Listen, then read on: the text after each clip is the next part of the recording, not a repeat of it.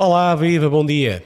Estamos de novo com o Vai Dar uma Curva. Eu sou o Rafael Oliveira e já sabe, todas as semanas este programa vai falar sobre gastronomia, turismo e vinhos. Hoje viemos dar uma curva até à vila mais antiga de Portugal. E já sabe, é Ponte Lima. Ponte Lima é reconhecida não só pela sua gastronomia e pelo seu excelente vinho loureiro, mas também pelas suas paisagens, pela sua beleza arquitetónica e pela ponte sobre o Rio Lima.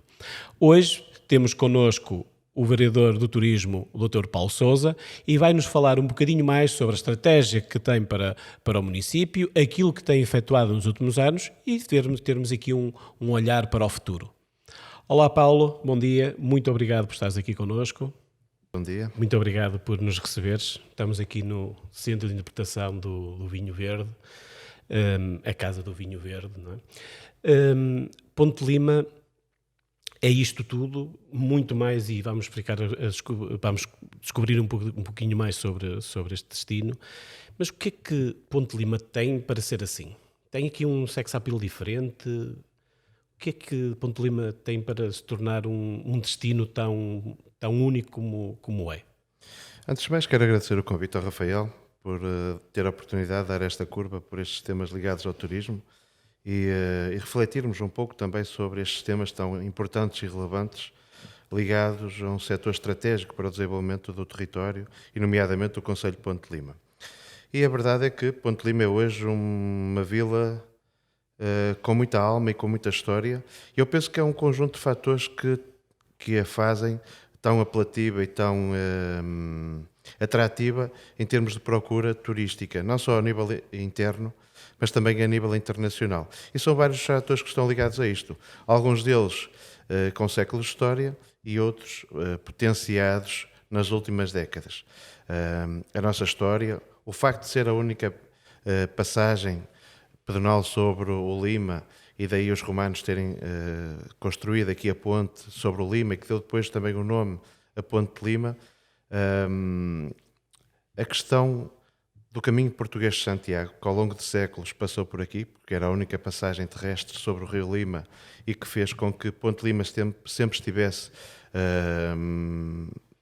como uma referência no caminho português de Santiago, e que ao longo de séculos tem permitido aos romeiros, aos peregrinos passarem por Ponte de Lima, e isto também fez com que tivéssemos um grande desenvolvimento comercial aqui no Rio Lima, junto ao Rio Lima, nesta passagem, e não é por acaso que alguns estudos evidenciam o facto de termos aqui um conjunto de famílias judaicas que tinham grande importância comercial.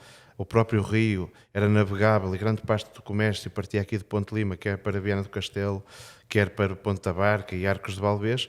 E esses factos históricos que marcam a vivência desta vila são hoje também fatores de atratividade e que também são ferramentas em termos de construção de novas narrativas do território para criarmos novos produtos turísticos.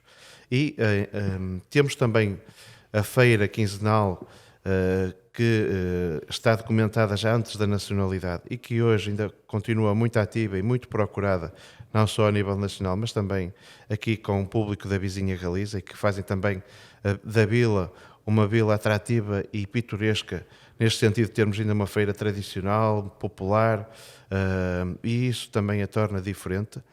Depois temos um conjunto também de produtos que foram potenciados, nomeadamente a gastronomia, o cavalo, o vinho, o turismo de natureza.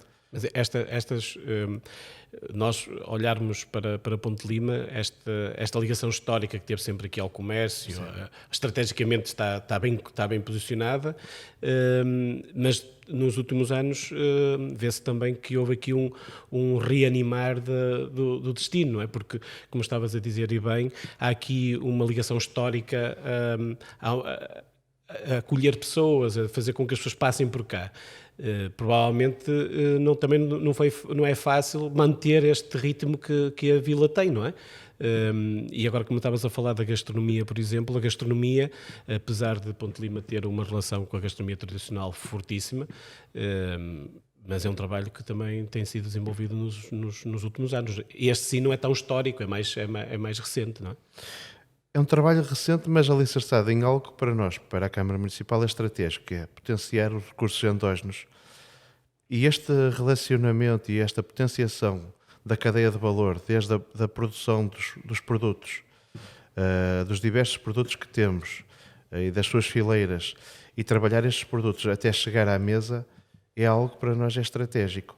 E se nós tínhamos os produtos e que faziam parte do nosso comércio, e na verdade, com a grande quantidade de estabelecimentos de restauração que o Conselho tem, a verdade é que este trabalho também teria que ser feito, que é promover a restauração, promover a inclusão de novos pratos, com alicerçados nos nossos recursos endógenos, e que depois também tem muito a ver com a nossa cultura local, com os pratos ligados aos trabalhos agrícolas, alguns pratos ligados aos solares, porque nós temos aqui também um grande conjunto de solares em que tínhamos pessoas preeminentes na sociedade portuguesa e com isso também importaram culturalmente pratos que faziam de referência aqui para o nosso meio local, e então nós temos aqui uma grande diversidade de pratos gastronómicos que podem ser potenciados muito mais. E esse é um trabalho também que o município tem vindo a fazer, além dos pratos tradicionais como é o arroz de sarrabulho à moda de Ponte Lima,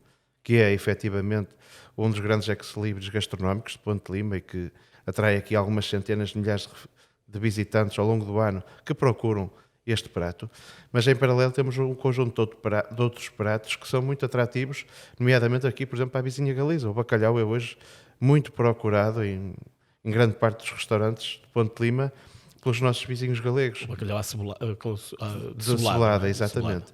E é um prato muito atrativo. E se formos a ver a história desse prato, esse era um prato que se servia aos presos da cadeia. Porque ninguém valorizava o bacalhau. Era a coisa mais barata que se podia dar a uma pessoa. E depois acabou por se transformar Num prato de excelência. Deixa-me voltar um bocadinho atrás e ao arroz de sarrabulho. Vocês recentemente fizeram um trabalho muito interessante à volta do arroz de sarrabulho, enquadrado numa estratégia da Minho Inovação, ou do Minhoin. O que é que Ponte Lima optou por fazer neste sentido? O que é que se fez recentemente para a valorização ainda maior deste prato?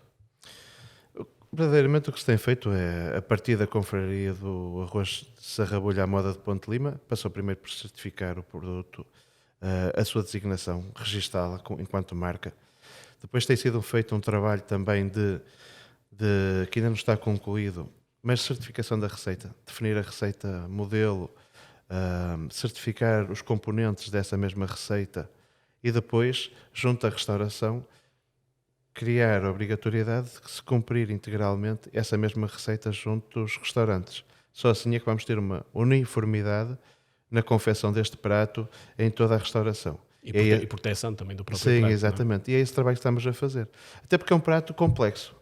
Há produtos que enchidos são confeccionados em muitos restaurantes, outros são confeccionados nos talhos, mas é um prato porque as suas delícias são diversas e é um prato muito trabalhoso. E então aqui requer realmente todo um ritual de confecção desses ingredientes para que o paladar, a forma da apresentação, a forma como são cortados os produtos, a forma como são manuseados, sejam consistentes e uniformes em todos os estabelecimentos de restauração. Também aqui uma preocupação com a imagem do próprio prato, Sim. ser mais uniforme. O arroz de sarrabulho é um prato considerado um prato mais de inverno, mas nós aqui em Ponte Lima encontramos-lo praticamente o ano inteiro. Sim. Não é? Em quase todos os restaurantes nós temos o arroz de sarrabulho ou há alguns restaurantes que são mais especializados no prato? Podemos encontrá-los aqui em vários restaurantes? Em Ponte Lima nós temos sensivelmente 100 restaurantes, sem contar com tabernas, nem casas de petiscos, só restaurantes. Desses 100, eu diria que entre 80 e 90 terão arroz de sarrabulho à moda de Ponte Lima. Assim como o bacalhau de cebolada, são os dois pratos emblemáticos que fazem parte de qualquer carta da restauração limiana. Depois temos outros pratos complementares. E, na verdade, face à atratividade deste prato, porque é um prato ligada às nossas tradições do mundo rural, porque todas as famílias, por norma, tinham um porco e depois da matança do porco faziam os sarrabulhos. Um momento de partilha também, E não é? também, e de convivência familiar, não é? Exatamente. Porque são daquelas experiências família que marcam o ano normalmente. É um festejo, porque sim, durante o ano andam a alimentar o o animal, porco, o animal, e depois chega ali uma altura em que tem que usufruir desse trabalho, não é? exatamente. Isso é muito enraizado Sim, sim, sim. na nossa cultura Sim, minhota, não é? e nas nossas aldeias ainda se faz a matança do porco e é realmente algo que marca as pessoas. É uma experiência também única para quem a vive no dia a dia e sente essa mesma alegria de passar por esse processo.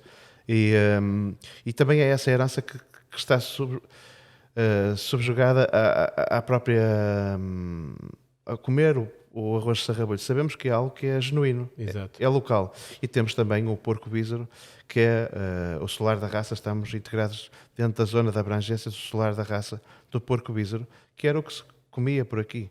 E na verdade, hoje em dia, temos que também caminhar nesse rumo, que é tentar que o porco bízaro seja novamente reintroduzido e mais valorizado e potenciado como a espécie do porco que. Privilegiada também para o próprio Sim, prato, porque não tem é? muito mais gordura intramuscular, a carne acaba por ser mais saborosa, e era o animal típico Aqui. que aqui existia. Há algumas décadas atrás, para cá é que foi reintroduzido o porco mais exótico e que está disponível nos talhos, mas na verdade deveríamos caminhar para esse rumo em termos de sustentabilidade até alimentar. E há produtores Sim, na região? temos aqui alguns produtores de bízaro. Temos um produtor especificamente que só produz enchidos de porco bízaro. Alguns depois vendem os pequenos animais, as crias, para leitão, mas na verdade as carcaças são muito importantes quer para o arroz de sarrabulho, quer depois para a confecção de enchidos, porque a qualidade é superior. O problema desta raça é que tem que ser produzida em extensivo, ou seja, em regime aberto, em que os animais andam soltos, porque tem que desgastar muita energia Claro. para depois ganhar E também essa torna tal a gordura. carne também diferente. Sim, muito mais suculenta, muito mais saborosa. Só para fechar aqui Sim. a parte da mesa posta Sim. de Ponte Lima, falta-nos aqui a sobremesa, também há uma sobremesa muito Sim. típica cá, que é o leite O leite creme, creme, não é? exatamente. E o vinho verde, Sim. loureiro. Temos aqui a mesa completa para um bom almoço ou um bom jantar. Queria recuar um bocadinho e falarmos outra vez dos produtos limianos. A pandemia obrigou aqui alguns ajustes e o município de Ponte Lima fez um trabalho muito interessante com os produtos agrolimianos. No fundo, levou-os para a plataforma online. Houve muita adesão, o processo foi simples. Sei que agora tem-se tornado um pequeno sucesso à escala, global, um grande sucesso à escala mais regional. Houve aqui uma adesão por parte dos produtores inicialmente. Como é que está estruturado, como é que está pensado este projeto dos produtos agrolimianos, o mercado agrolimiano? Sim. Este mercado agroalimentar surgiu da organização de uma feira que fazíamos anualmente, que era a feira 100% agrolimiano. E qual é que era a missão dessa feira? Era promover os produtos do ramo agroalimentar produzidos no Concelho de Ponte Lima. E como a pandemia não permitia que organizássemos uma feira presencial, porque era complexo e naquele momento não era possível, organizámos uma feira online em parceria com a Cooperativa Agrícola dos Produtores do Val do Lima, a Copa Lima, e tem sido um sucesso. Neste momento temos 23 produtores integrados, temos aproximadamente 210 produtos, é muito produto diferente produzido no Concelho de Ponte Lima. Neste momento já passamos as 250 encomendas, largos milhares de produtos vendidos, não só a nível nacional, mas também para a Alemanha, para a Pois Espanha. era isso que eu ia perguntar. Tem-se vendido também para fora? Sim. Mais para o mercado da saudade, provavelmente? Sim, exatamente. Temos um empresário na Alemanha que tem um conjunto de estabelecimentos e que depois de ter comprado um cabaz de produtos de Ponte Lima gostou e neste momento está a levar produtos do mercado agrolimiano para a Alemanha para comercializar nos seus espaços comerciais. provavelmente e quase certeza desse cabaz faz parte o vinho verde. Sim. Há uma relação muito forte de Ponte de Lima com o vinho verde. E em especial com o vinho verde loureiro. Nós estamos na casa do vinho verde, sim, provavelmente do Minho, não temos outro exemplo assim. Aqui no Centro de Interpretação e Promoção dos Vinhos Verdes, o que é que nós podemos encontrar? Podemos encontrar uma experiência de interpretação do que é a região de mercado dos vinhos verdes. Desde a sua história, que é ancestral e que tem séculos de história, a sua evolução, desde dos monges de Cister, a primeira exportação de vinho para a Inglaterra que saiu da Barra de Viana, e compreender toda essa evolução histórica, desde a produção da vinha, ao tratamento da vinha, a forma como os vinhos eram vinificados, até aos dias de hoje, em que percebemos que a região de mercados de vinhos verdes tem crescido exponencialmente. É hoje, efetivamente, das regiões dos vinhos com maior crescimento em Portugal, e é também, certamente, dos vinhos que proporcionam uma experiência diferenciadora, porque é uma região única no mundo. E Ponte de Lima, neste momento estamos com 16 produtores engarrafadores, além da adega cooperativa de Ponte de Lima, é hoje também um concelho extremamente atrativo em termos de produção, comercialização e valorização dos seus vinhos, quer da casta loureiro, quer da casta vinhão. E também temos... No tinto. Sim, vinhão tinto. E temos pequenos produtores que estão a recuperar algumas castas que estavam perdidas, em desuso, e que neste momento estão a recuperá-las para fazer vinhos blended ou então comercializá-los como monocasta, mas no sentido de proporcionar experiências diferenciadoras. E não é por acaso que temos grandes produtores de outras regiões do país que estão a investir no concelho de Ponte de Lima. E só é possível com a qualidade dos nossos solos, o sol, a atratividade do nosso território e também a qualidade dos vinhos que são produzidos no concelho de Ponte de Lima. Nós temos aqui produtores que estão em mais de 40 restaurantes com estrela Michelin em todo o mundo. E isso é uma marca poderosa em termos de promoção dos vinhos de Ponte de Lima. Esta ligação e o espaço onde nós estamos termina no final daquilo que estava a contar há pouco com uma prova de vinhos que podemos fazer. Aqui não temos só os vinhos de Ponte de Lima, temos de toda a região. No entanto, esta região é reconhecida pelo vinho loureiro, não é? É essa casta rainha da região, desta sub-região, mas também da própria região. Temos aqui duas grandes castas, o alvarinho e o loureiro, provavelmente são as duas maiores castas que temos, quer em nível de produção, quer mesmo a nível de qualidade.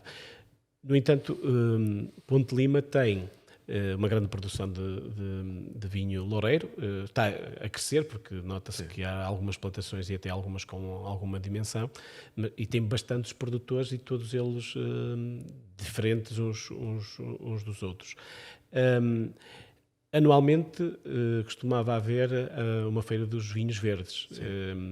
Penso que até é das mais antigas que temos ligadas aos vinhos verdes. Qual é que era a edição? A última foi em 2019? Eu acho que é na 35. 35. É para voltar a acontecer assim que for possível? Sim. Essa festa tinha um conceito muito próprio que foi iniciada pela Escola Profissional de Agricultura e Desenvolvimento Rural. E é a festa do Vinho Verde de Ponte de Lima. É uma feira emblemática em que temos aqui os produtores da região de mercados de vinhos verdes. E essa é uma feira para continuar porque é uma feira consolidada, muito atrativa e que traz cá milhares de pessoas ano após ano. Infelizmente, fruto da pandemia. E essa feira tem só produtores locais? Não, de toda a região. De toda a região? Sim. Recentemente foi anunciado um evento diferente para se viver na rua, que é o Laurear a Pevide, laureado loureiro, não é? Laurear a Pevide à moda Ponte de Lima. Que evento é este? Como é que se vai processar o evento? Este evento é um evento diferente daqueles que por norma organizamos, mas que visa consolidar e valorizar dois eixos dentro da enogastronomia que para nós são muito importantes. Por um lado, os petiscos, porque Ponte de Lima tem uma grande tradição, quer na confecção dos petiscos, quer de casas que tenham petiscos e que possam ser petiscados durante a meio da manhã e a meio da tarde. E, na verdade, com essa tradição nós temos que criar também uma rota do petisco em Ponte de Lima. E este projeto do Loureiro Apavide visa isso mesmo, conjugar o loureiro, que é a casta emblemática e que, conjugado com o petisco, proporciona uma experiência única e diferenciadora, e a partir daqui estabelecer um contacto com a restauração e perceber quem é que está disponível para aderir e criar uma rota que irá estar acessível aos visitantes para usufruir dessas mesmas experiências. E o objetivo Conjuga um petisco com um copo de vinho. Com um copo de vinho, por um valor fixo, em que, tendo uma rota, haverá sempre um dia dedicado a um estabelecimento. Cada estabelecimento pode ter um parceiro com um produtor do Concelho de Ponte de Lima que produz a loureiro. Tem que ser Loureiro de Ponte de Lima? Sim, e o objetivo é esse. Também para fazer uma aproximação dos nossos produtores à restauração. Porque com tantos restaurantes, com tantos visitantes, temos aqui uma oportunidade única de potenciar ainda mais a comercialização dos vinhos dos nossos produtores e também aportar mais valor às cartas de vinhos, no sentido em que cada estabelecimento pode ter vários vinhos, não só de Ponte de Lima, mas de toda a região de mercado de vinhos verdes. Ponte de Lima. Sim, exatamente. Mas há aqui uma oportunidade única de crescimento.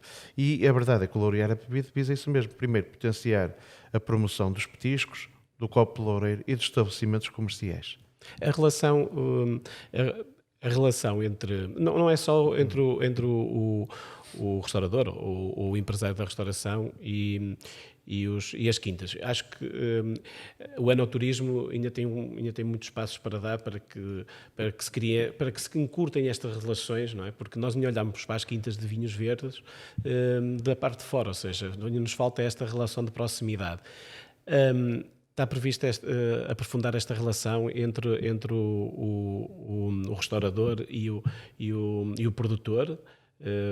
Estão previstas algumas visitas? Como é que estás a pensar em criar esta relação de proximidade? Este projeto também tem essa vertente, que é melhorar a cadeia de valor ligada ao enoturismo, aproximando os visitantes e também o setor da restauração dos nossos produtores. E há produtores que estão a fazer um trabalho muito importante, muito sério, no sentido de valorizar os seus espaços para proporcionar experiências de visita diferenciadoras, com provas, com visitas guiadas e também levarmos agora os empresários da restauração a descobrir esses espaços, certamente que irá fomentar outro tipo de experiências com valor acrescentado, no sentido de indicar aos clientes que podem visitar a quinta que está a fornecer o vinho para o seu estabelecimento. E essa aproximação é fundamental. E este projeto também tem essa vertente, assim como capacitar os nossos empresários para as características do vinho loureiro, para as características em que esses vinhos do nosso concelho são produzidos, ou seja, é importante também para o empresário, quando está a comercializar os seus vinhos, acrescentar valor ligado ao conhecimento dos vinhos da casta loureiro e também das outras castas que nós temos aqui no nosso território. Mas, na verdade, temos também que criar uma cultura ligada ao conhecimento e à ciência que possa ser transmitida ao visitante. Só assim é que nós estamos a agregar valor ao processo de comercialização de um produto de valor acrescentado, que é único no mundo, e para quem vem de cá de fora, de outros países, chegar ao território e descobrir um produto que é produzido localmente, tem muito impacto, quer ao nível ambiental, quer ao nível da pegada ecológica, quer ao nível da economia circular, e certamente que será muito atrativo em termos de experiência única de valorização dos nossos recursos endógenos. A relação de Ponte de Lima com o vinho não se fica por aqui. Ponte de Lima pertence à rede de cidades do vinho, à Intervitis. O que é a Intervitis? Que outros projetos é que, a nível mais externos, Ponte de Lima tem apostado? A Intervitis é um itinerário cultural da Europa também, à semelhança dos caminhos de Santiago. E nesse itinerário cultural da Europa, o que é que se pretende? Pretende-se associar o caminho português de Santiago, no caso em concreto de Ponte de Lima, com este espaço, que é o Centro de Interpretação e Promoção do Vinho Verde, e potenciar esta ligação desta variante espiritual ao consumo do vinho e ao conhecimento Historicamente deve ser muito ligado. À parte Sempre esteve, é verdade, efetivamente. E fazer essa relação de criar uma experiência de visitação dos peregrinos que por aqui passam a este espaço e para conhecer o território, os vinhos que aqui são produzidos.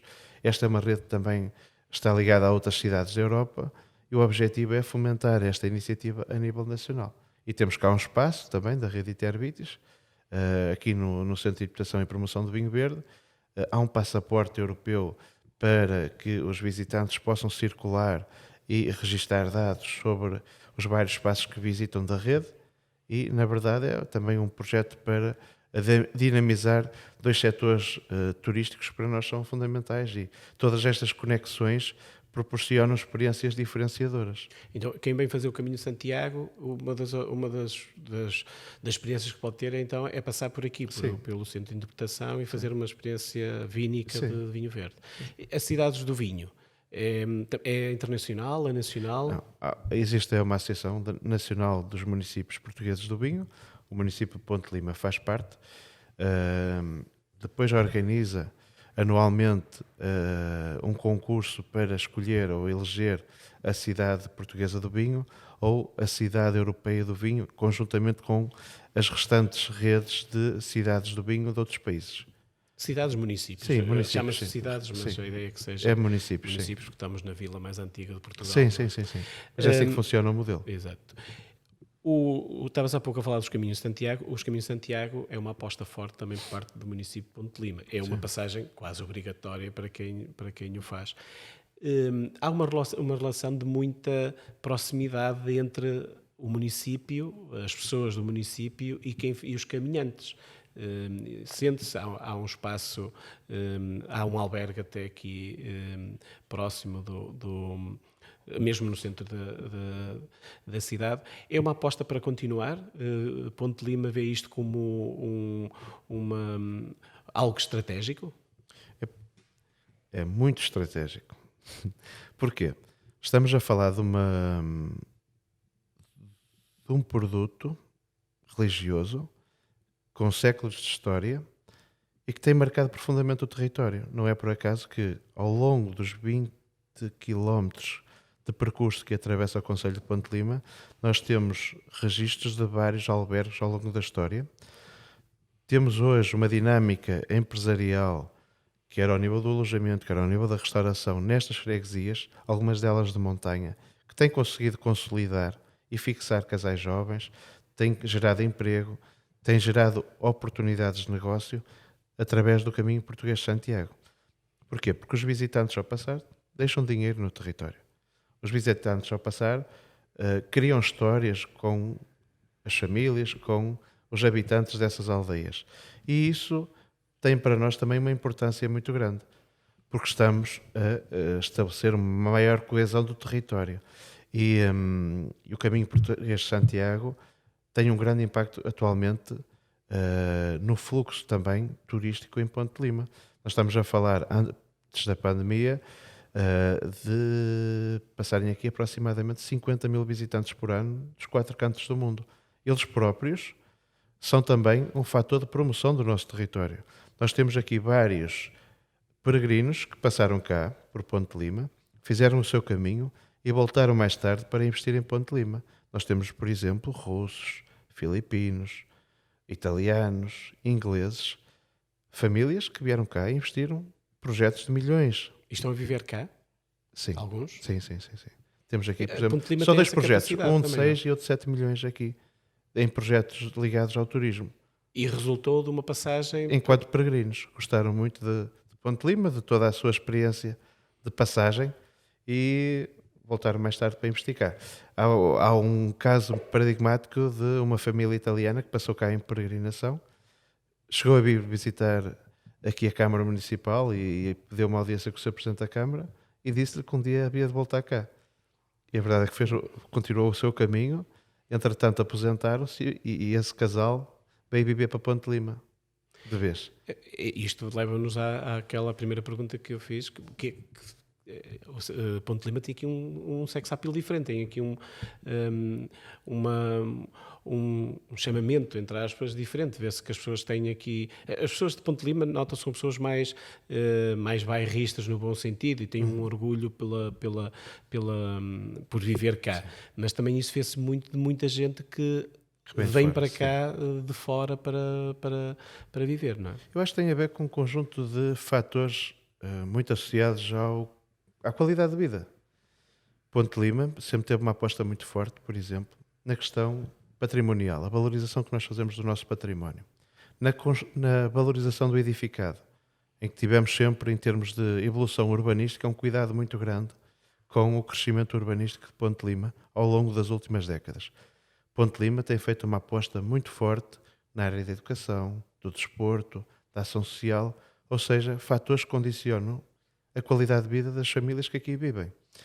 Ponte Lima tem feito ao longo dos últimos anos uma aposta muito forte na valorização dos nossos produtos endógenos. E não é por acaso que a sustentabilidade do território está muito alicerçada nesta condição, que vai ter um impacto fundamental, por exemplo, na questão da alimentação. Se nós tivermos bons produtores locais de produtos, por exemplo, de frescos, que sirvam de base para grande parte das pessoas que aqui vivem, isso vai pesar na qualidade de vida das pessoas que aqui vivem. A questão cultural, que é outra dimensão que tem sido bastante aprofundada e trabalhada e potenciada, é um outro fator que quem nos visita entende que é estratégica e que temos realmente uma grande atratividade cultural. É o facto de organizarmos feiras. Nós antes da pandemia, organizávamos aproximadamente 30 feiras no Concelho de Ponte Lima. Isto em 52 semanas diz muito. Diz que Ponte Lima é muito dinâmica. Quem cá vem, ao longo do fim de semana, há sempre coisas diferentes para usufruir. Quer sejam feiras, quer seja a feira do artesanato, quer seja a feira das velharias, ou uma feira temática ligada aos recursos endógenos, a alguns setores estratégicos. Ponte Lima tem sempre algo para oferecer. Ou seja, esta dinâmica faz com que haja aqui uma mesclânea de culturas entre aqueles que cá vivem, aqueles que vêm de fora, que vêm à procura da gastronomia, outros que querem experiências ligadas ao turismo, os nossos vizinhos da Galiza que procuram outro tipo de experiências e, na verdade, uma concelho e a própria vila é extremamente atrativa nesse sentido. E depois temos este ecossistema que proporciona efetivamente padrões de qualidade da vida altos, na minha opinião. Estavas a falar aqui de feiras, nós nisto nunca podemos esquecer a Vaca das Cordas. Sim. Feiras novas. Sim. São feiras com um impacto, não é só de Ponte Lima, um impacto regional fortíssimo. Sim. E que movimentam milhares de pessoas. Tivemos privados destes eventos nos últimos 2 anos. Esperamos que em 2022 voltemos a poder viver. Para quem nunca veio à Vaca das Cordas ou às feiras novas, como é que nós podemos explicar ou cativar alguém para vir fazer esta experiência única na região? O que é é a Vaca das Cordas? Porquê é que se chama Vaca das Cordas e o que é que nós podemos encontrar aqui em Ponte Lima nessa altura? A Vaca das Cordas é uma tradição ancestral. Conta a história que resultaria de uma tradição pagã junto da Igreja Matriz, onde estaria um templo pagão, primitivamente, e a Vaca das Cordas comemora-se no dia do Corpo de Deus, ou antes, na véspera do Corpo de Deus, em que um animal preso por 3 cordas é guiado desde o arrabal da vila, dá 3 voltas à Igreja Matriz, bebe vinho e depois é conduzido pelas ruas até chegar ao areal. Esta é uma experiência marcante, não só para os habitantes de Ponte Lima, mas também para muitos milhares de visitantes que vêm de todo o país, porque é uma tradição única no país. Antigamente, aqui há umas décadas atrás, não havia dinheiro quem organizava para comprar touros do Ribatejo, touros bravos. Então, criavam-se umas vacas bravas em alguns dos montes, nomeadamente aqui de Gondofe, que eram difíceis de segurar, e daí usavam-se essas vacas também para fazer esta corrida aqui dentro do centro histórico. E daí eu acho que o nome resulta também um pouco dessa fase da história, mas que hoje é um touro verdadeiramente pesado, por vezes difícil de lidar e que é bravo, mas que proporciona uma experiência única de adrenalina, de festa, de alegria, de cor, e que eu espero que permaneça e que continue a existir. Faz parte da própria identidade. Faz parte da nossa identidade, da nossa tradição.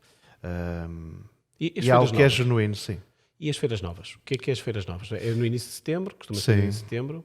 São, teve origem em 1836, mais ou menos por aí, nessa data, e que tem a ver com. É uma feira franca inicialmente, e que foi pedida autorização ao rei para estender por 3 dias, e que a partir daí foi crescendo sempre, e que resulta hoje numa das maiores feiras, ou uma das maiores romarias de Portugal, em que temos aqui algumas centenas de milhares de pessoas que, ao longo desde quarta à segunda-feira à noite, vivem com muita intensidade todo um conjunto de atividades, de momentos que são únicos e que acho que ficam na memória de cada um. Sim, Só sim. mesmo E vivendo. que muitas vezes temos visitantes que só vivem um espaço das feiras novas. Ou ficam na Expo Lima, ou ficam aqui pela Rampinha, ou ficam nos carroceiros. Ou seja, há pessoas que muitas vezes, dada a dimensão destas festividades, focam só numa única área porque, E a e animação. vivenciam-se só nesse espaço. E a animação é suficiente para estar a noite Sim, toda sim. só num Porque pequeno espaço. ao longo do dia temos em vários cantos do centro histórico momentos totalmente diferentes de animação. E isso torna-se extremamente atrativo para quem nos visita. E temos também algo que é muito genuíno e muito importante, que é a valorização das nossas tradições e dos nossos produtos locais. O concurso pecuário, o cortejo etnográfico, o cortejo histórico, são momentos únicos e marcantes destes dias de romaria. E Ponte Lima é hoje também uma marca fortíssima a partir das feiras novas, que é conhecida e reconhecida não só a nível nacional, mas também a nível internacional. Temos muitos imigrantes, temos muitos turistas que vêm a Ponte Lima nessa data. Aqui falta-nos aqui também uma outra, que é a Feira do Cavalo, que também é outra feira emblemática de Ponte Lima. O que é que nós temos durante a Feira do Cavalo? Também não vai haver este ano ainda, Sim. provavelmente em 22. O destino equestre é estratégico também para o município. E o que é que nós podemos encontrar aqui na Feira do Cavalo? A Feira do Cavalo é, por assim dizer, um evento de excelência em termos equestres a nível nacional. É provavelmente o maior evento desportivo em termos equestres em Portugal e que é hoje uma grande referência a par da Feira da Golgá. Ponte Lima tem-se projetado a nível internacional como um destino equestre internacional e não é por acaso que temos cada vez mais turistas e empresários ligados ao setor do cavalo durante a Feira do Cavalo. Mas Ponte Lima não é só a Feira do Cavalo, é muito mais do que isso. Ponte Lima organiza vários eventos ligados aos cavalos, desde os Jogos Equestres em agosto, concurso de saltos internacional, concursos regionais de dressage. Costumamos organizar grandes competições ligados ao Horseball, campeonatos da Europa, campeonatos do mundo. Temos produtores de cavalos em Ponte Lima, temos uma raça autóctone de cavalos em Ponte Lima que é o Garrano, cujo solar também estamos abrangidos por ele. Temos um curso profissional de ensino de cavalos aqui em Ponte Lima, Para tratar dos cavalos aqui em Ponte Lima, na Escola Profissional de Agricultura e Desenvolvimento Rural. Temos um centro equestre, ou seja, há toda uma cultura ligada ao cavalo em Ponte Lima. Podemos fazer passeios de charrete, podemos ter experiências, sim. Passeios de cavalo, podemos alugar cavalos para passear. Visitar quintas, provavelmente. Sim, exatamente, sim. Há aqui uma relação muito próxima com o cavalo. Com o cavalo. E o cavalo lusitano posiciona-nos no mundo. Sim. Como um fator diferenciador a par do vinho. O cavalo lusitano é hoje uma marca internacional muito forte. E Ponte Lima também tem esta abrangência de termos serviços ligados ao mundo equestre de grande qualidade. E é isso que também nos diferencia e é por aí que também nos queremos posicionar. Porque o mercado de cavalo atrai realmente grandes empresários, pessoas com muito dinheiro que deixam muito dinheiro no nosso território. E não é por acaso que a hotelaria, a restauração, durante os eventos equestres, têm um retorno muito superior em relação à média de outros eventos, porque o público que nos procura nessas datas tem outro poder de compra e que deixa muito mais dinheiro no território. E para isso, para Ponte Lima, é estratégico manter esses eventos e continuar a crescer dentro desta fileira equestre. Muito bem, vamos agora fazer aqui a nossa pequena pausa habitual. Vamos ver qual é que é a proposta que temos para si para os próximos dias e voltamos já a seguir para a segunda parte da entrevista e da conversa aqui com o Paulo Sousa de Ponte Lima. Até já. A Casa da Terra é um restaurante de petiscos e uma loja de produtos regionais instalada num espaço histórico, a antiga cadeia das mulheres, mesmo no centro de Ponte de Lima. A casa eliminou as celas, construiu 2 andares, no andar inferior o restaurante e a loja e no andar superior um auditório. Entre os enchidos, os queijos, mel, vinho e também artesanato, os petiscos que se servem são feitos igualmente de produtos regionais. Desde sandes, hambúrgueres, tapas, enchidos, queijos, pode provar de tudo, mas quem o diz não somos nós é o proprietário João Nuno Quintela. O projeto da Casa da Terra, mais uma vez, surge de uma colaboração com o município de Ponte Lima, que visava a instalação de uma loja rural para a dinamização e promoção dos produtos de Ponte Lima. A Casa da Terra já se encontra em funcionamento há 6 anos. E podem encontrar, quem lá se deslocar, podem encontrar, para além de uma decoração muito sui generis e bastante apelativa, podem encontrar tudo do que melhor se faz em Ponte Lima, seja nos vinhos, seja no artesanato, seja nos enchidos, e também com os petiscos e tapas que são cozinhados ao momento, tudo também bastante tradicional e delicioso. Vai dar uma curva o novo podcast de Rafael Oliveira sobre gastronomia, turismo e vinhos, todas as sextas-feiras ao meio-dia aqui na Antena Minho 106.0 ou no YouTube e Spotify da Feel Travel Minho. E depois desta deliciosa proposta, voltamos então para a segunda parte, uma segunda parte que vai ser mais curta, porque, Paulo, esticámos-nos um bocadinho no tempo na primeira parte, e depois de tanto falarmos de comida e de vinho verde, chegou a hora de falarmos de outras coisas que Ponte Lima tem para nos oferecer, e não vamos conseguir falar de toda a certeza absoluta, mas há uma área que é muito importante, que é a parte da paisagem, do património ambiental que Ponte Lima nos oferece. E eu começava mesmo, Paulo, pelo Festival dos Jardins. O Festival dos Jardins é também um dos símbolos em Ponte Lima. É mais recente, provavelmente, que as outras feiras. O ano passado não houve Festival dos Jardins, este ano voltou a haver, e neste momento nós podemos visitar o Festival dos Jardins, certo? O que é o Festival dos Jardins? O Festival dos Jardins é um projeto com 16 anos, 17, que visa promover a criatividade, a sensibilidade pelos jardins e pelos espaços verdes, e que é também uma marca de promoção do território a nível nacional e internacional. Ao longo destas 16 edições, tivemos largas centenas de candidaturas de todo o mundo. E este festival, como é que funciona? Em cada edição são selecionados 11 jardins de várias candidaturas, que nós recebemos largas dezenas de candidaturas de todo o mundo para se instalarem no festival. Selecionamos 11, que é complementada com o vencedor do ano anterior. E então o Festival de Jardins são 12 jardins para visitar. Tem um tema. Sempre associados a um tema que é definido anualmente. O município, por norma, constrói esses jardins ou dá um valor, até 10 mil euros, para cada candidato preparar o seu jardim e montar o seu jardim. Anualmente temos uma média de 100 mil visitantes que visitam este espaço. É um espaço também estrategicamente posicionado na frente do Centro Histórico de Ponte Lima e que é bastante acessível e bastante atrativo. Porquê? Porque cada jardim tem um contexto muito próprio em função também da cultura de cada candidato que apresenta e prepara o plano do jardim.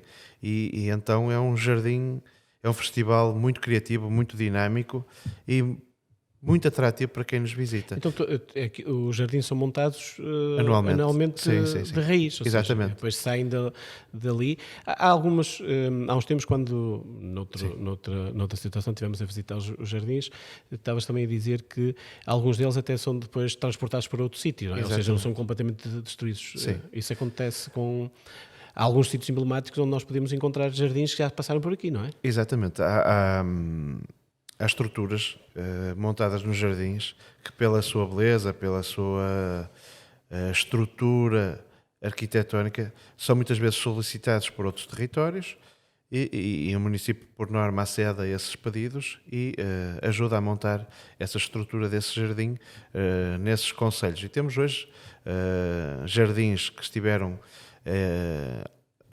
expostos aqui em Ponte Lima, temos hoje em Alariz, em Braga, e noutras cidades portuguesas, Guimarães também, sim.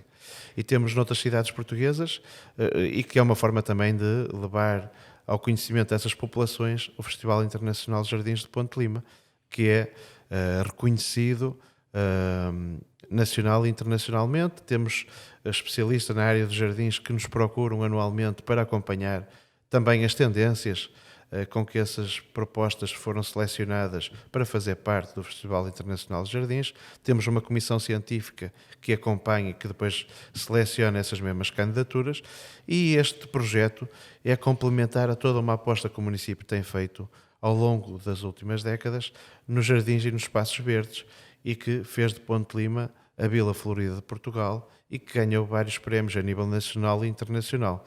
Em 2012 ou 2013, salvo erro, o Festival Internacional de Jardins foi reconhecido no Canadá como o melhor Festival Internacional de Jardins do mundo. E isso diz muito para nós, que somos uma vila, a vila mais antiga de Portugal, e que, na verdade, também agregou muito valor ao nosso território. E hoje temos, felizmente, o Parque da Vila, temos vários espaços, muitos espaços ajardinados na vila de Ponte Lima, e que também é uma marca distintiva do nosso território. Hoje, possivelmente, temos das percentagens maiores de área verde útil para usufruto da população em Portugal, e certamente que isso também é um fator diferenciador para Ponte Lima e para quem aqui vive.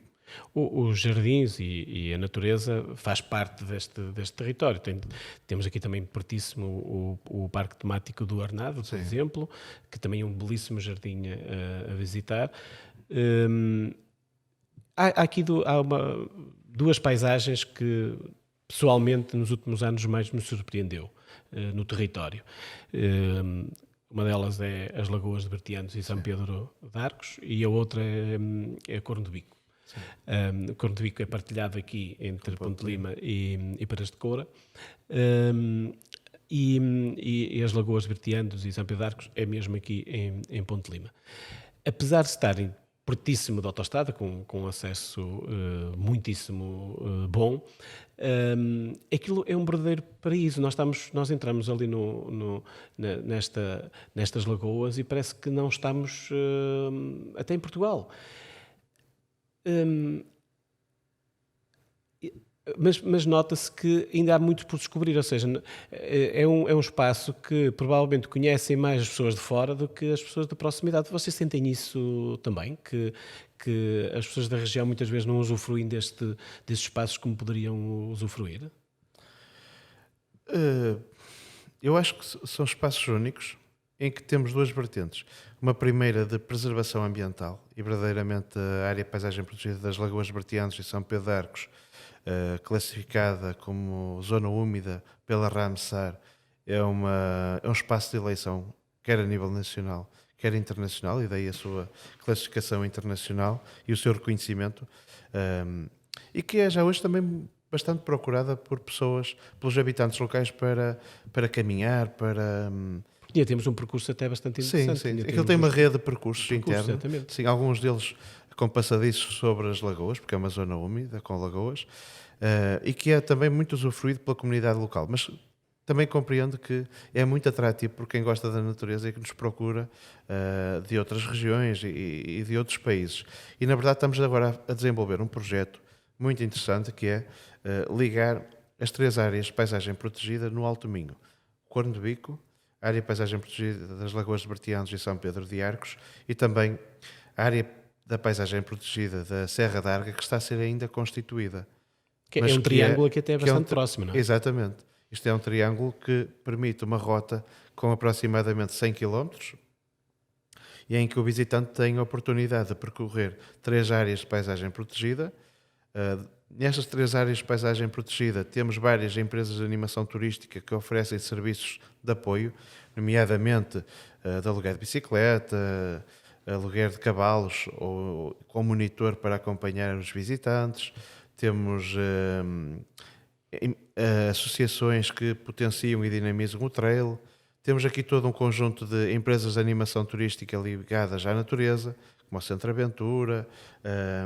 Temos infraestruturas de desporto de natureza, como seja o bike park na Serra da Arga, quer seja as pistas de trail no Pé do Negro, na área próxima ao Corno de Bico. Ou seja, o objetivo é potenciar a fixação da atividade turística nestas aldeias de montanha em redor destas 3 áreas de paisagem protegida. Porquê? Por um lado, estamos a pensar sempre na componente ambiental. Tendo o homem a circular, certamente que conseguimos uma manutenção mais fácil das paisagens, porque elas tendem-se a degradar com a desertificação humana destas aldeias de montanha. E se nós queremos continuar a fixar pessoas nestas aldeias de montanha, temos efetivamente que criar valor acrescentado em termos de rendimento económico para as famílias que aqui vivem e para outras que se pretendam instalar nestas freguesias para, eventualmente, através do turismo, terem um rendimento complementar ou principal fruto da potenciação destes territórios. E a verdade é que isso também está a acontecer, lentamente, mas está a acontecer. Claro. E não é por acaso que hoje vemos casais jovens que estão a apostar no turismo de habitação, na prestação de serviços ligados ao turismo. Nas próprias empresas de animação turística. Sim, não é? Exatamente. E com isso estamos a deixar dinheiro no território e estamos a tentar reverter este ciclo, quer demográfico, quer de fixação de pessoas ativas nestes territórios ligados mais à montanha. E por isso também estamos aqui a trabalhar a proteção ambiental, social e cultural destas aldeias que muitas estão a perderem-se, como acontece muitas vezes no nosso interior, e que é necessário reverter estas situações e que poderão eventualmente ter que se implementar incentivos, quer ao nível da produção pecuária, que é aquilo que também já estamos a fazer, potenciando a atribuição de pequenos subsídios aos nossos produtores de ovinos, de caprinos, as vacas da raça minhota, ou seja, tudo que tem a ver com as nossas espécies autóctones. Estamos a apoiar os agricultores para que eles possam subsistir, possam aumentar os seus efetivos animais. Porquê? Também estamos a prevenir os fogos, estamos a abrir novos caminhos nos montes, estamos a criar novas experiências de turismo, porque os visitantes podem acompanhar os pastores nos seus trabalhos de manuseamento dos rebanhos, e com isso estamos também a produzir queijos nas nossas aldeias de montanha e estamos a criar novas experiências de visitação, muito ligadas às nossas tradições e também muito ligada a uma perspectiva ambiental, de sustentabilidade, de ecologia. E hoje o perfil de turista está a mudar paradigmaticamente. Hoje, dentro desse, deixa-me só encaixar aqui uma coisa que me parece que é importante para aquilo que estavas a dizer. Dentro dessa estratégia, recentemente lançaram um outro projeto que é a Mesa dos Quatro Abades, por exemplo, não é? O que é a Mesa dos Quatro Abades? É dentro deste espírito que estavas aqui a falar, não é? Efetivamente. Que é mais ou menos a mesma região, sim. Não é? É um conjunto de aldeias, de freguesias, que são contíguas à área de paisagem protegida do Corno de Bico, porque a área de paisagem protegida do Corno de Bico está toda ela integrada no concelho vizinho de Paredes de Coura. E essas aldeias têm uma tradição ancestral, já com alguns séculos de história, em que há uma mesa que delimita 4 freguesias. Então os abades dessas freguesias reuniam-se anualmente nessa mesa, cada um ficava dentro da sua freguesia, mas estavam todos a partilhar a mesma mesa, que é engraçado. E então é recriar essa história no sentido de que já foi recuperada essa tradição há algumas décadas atrás, em que agora com os presidentes de junta debatiam-se os problemas, refletia-se sobre o desenvolvimento das freguesias e expunham os seus problemas ao Presidente da Câmara para que ele pudesse, ao longo do ano, resolver esses mesmos problemas E era também uma forma de convívio e de perpetuar essa memória coletiva dessa tradição, dessas aldeias.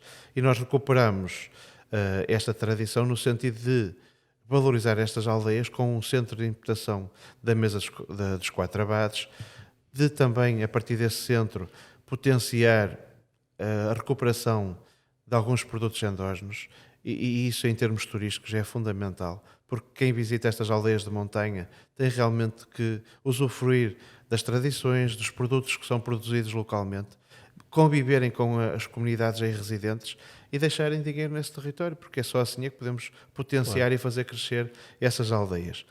Estamos a falar de algumas dessas aldeias, por exemplo, a aldeia de Calheiros, a freguesia de Calheiros, é hoje a freguesia do concelho com mais estrangeiros. É uma comunidade de estrangeiros muito grande. Porque isso me foi notícia também, não é? Sim, também pelos nascimentos. Isso, não é? Sim. Sobre Só nascimentos, na escola, por exemplo, de Arcozelo, temos 6 crianças polacas. Isso é muito importante também, trazermos pessoas de outros cantos do mundo e que permitam estar integrados na nossa comunidade, permitam também eles fazerem parte da vida ativa das nossas comunidades e trazerem também as suas culturas, porque assim estamos sempre todos a crescer coletivamente.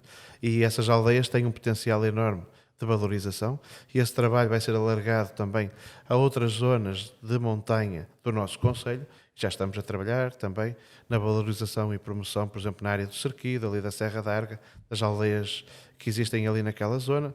Na parte sul estamos também a trabalhar uma outra rota para valorizar um conjunto de aldeias de montanha com características também únicas, nomeadamente em termos ambientais, com a maior mancha provavelmente de carvalho ou alvarinho aqui do Alto Minho, que é na zona da Bolhosa. Todo aquele vale é único e tem um potencial enorme. O Monte Tanó, ou seja, Ponte Lima tem muito para descobrir em termos de oferta. E muito trabalho ainda para fazer nos próximos anos. Também. Paulo, estamos mesmo na reta final. Agradecer-te imenso esta conversa, mas nós não nos podíamos despedir sem falar do Fernando Pimenta, não é? Que esta semana voltou a levantar a bandeira de Portugal, mas também, isto olhando para Ponte Lima, é um ativo importante, não é? Porque leva mais longe o nome de Ponte Lima e traz jovens para aqui. Sentes isto, que Ponte Lima é diferente com Fernando Pimenta, não é? Sim, é verdade, é que ele é uma grande referência do desporto nacional. É provavelmente o atleta com mais medalhas a nível nacional em termos internacionais. Sim, a nível olímpico igualou outros, mas sim. que está em primeiro lugar. Mas com medalhas em campeonatos do mundo e campeonatos da Europa. É dos mais medalhados. Mais medalhadas, e é um atleta de eleição.